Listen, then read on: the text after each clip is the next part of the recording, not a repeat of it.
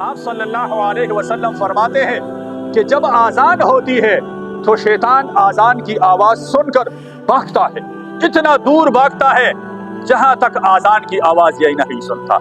جب آزان ختم ہوتا ہے یہ پھر واپس آتا ہے، ہمارے قریب میں بیٹھتا ہے۔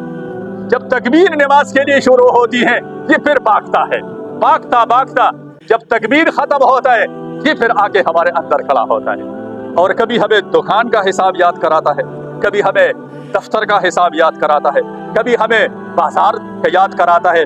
کیوں جو چیزیں ہم بھولے ہوئے ہوتے ہیں، کبھی زندگی میں اس کے بارے میں سوچا بھی نہیں، وہ شیطان نماز میں ہمیں یاد کراتا ہے۔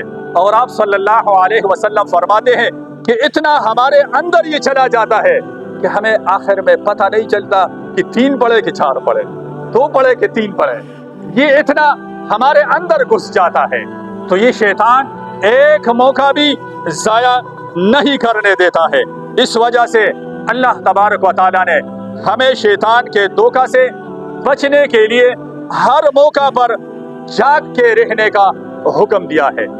اور آپ اس کے دھوکوں کو دیکھیں، یہ بعض اوقات عبادت کی شکل میں انسان کو دھوکہ دیتا ہے۔ ایک بزرگ کے بارے میں آیا ہے، وہ فرماتے ہیں کہ ایک دن میں جہاد سے واپس آیا، بڑا تھکا ہوا تھا، اور رات کو جب سو گیا تو تہجد کے ٹائم مجھے جاگ نہیں آئی، تو مجھے کسی نے جگایا۔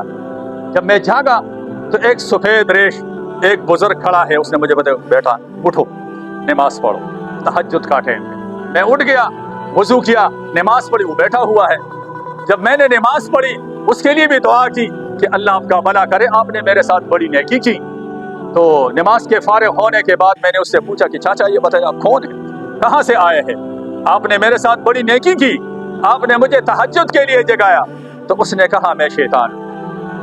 میں نے کہا شیطان اور تہجد کے لیے جگانا، انسان ایک دوسرے کو نہیں جگاتے، مجھے شیطان نے جگایا۔ اس نے کہا میں نے آپ کے ساتھ کوئی بلائی اور کوئی خیر نہیں کیا ہے، میں نے آپ کے ساتھ بڑا ظلم، جو میرا کام ہے دھوکہ دینا، ظلم کرنا انسانوں کے ساتھ، میں نے آپ کے ساتھ بلائی نہیں کی۔ تو پھر اس بزرگ نے پوچھا کہ کیسے بلائی نہیں، تہجد کے لیے اٹھایا بلائی نہیں ہے؟ تو شیطان نے کہا کہ اس سے پہلے ایک دن آپ کی تہجد قضا ہوئی تھی، تو جب آپ تہجد کے ٹائم کے بعد اٹھے تو آپ اتنے روئے ہیں، اتنے روئے کہ اللہ تبارک و تعالیٰ کو آپ کا وہ رونا اتنا پسند آیا تھا، اتنا پسند آیا تھا کہ جب میں نے آپ کے رونے کے بدلے میں اللہ کا دین دیکھا تو میں نے کہا آئندہ میں اس کو رونے نہیں دوں گا، آئندہ اس کو میں تہجد کے ٹائم خود جا کے جگاؤں گا۔ اگر آپ دوبارہ اس طرح روتے جیسے کہ پہلے روئے ہیں تو یہ آپ کی بخشش کا فیصلہ ہونے والے تھا، اس وجہ سے میں نے آپ کو بخشش سے بچایا۔